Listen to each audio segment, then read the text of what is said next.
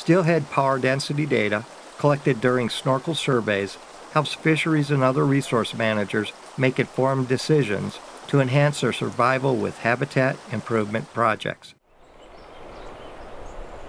The Potlatch River is located in northwestern Idaho.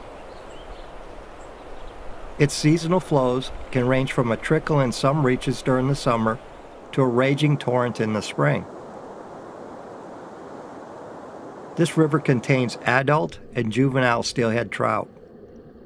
Adults enter the Potlatch River to spawn during late winter and early spring.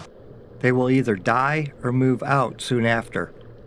Their young will remain to rear in the Potlatch and its tributaries.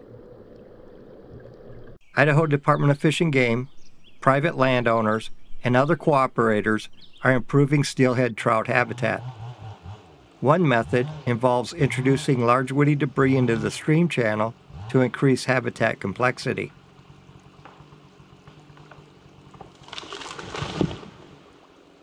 The wood provides cover for the fish.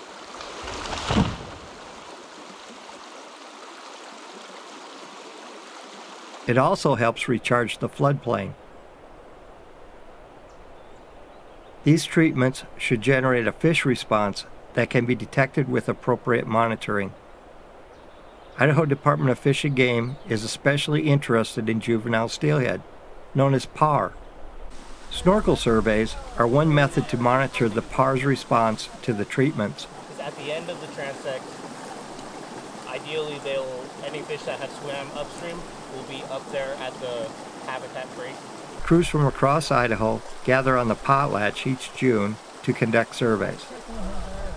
The number of surveys each year is variable and depends upon the scale of the information needed.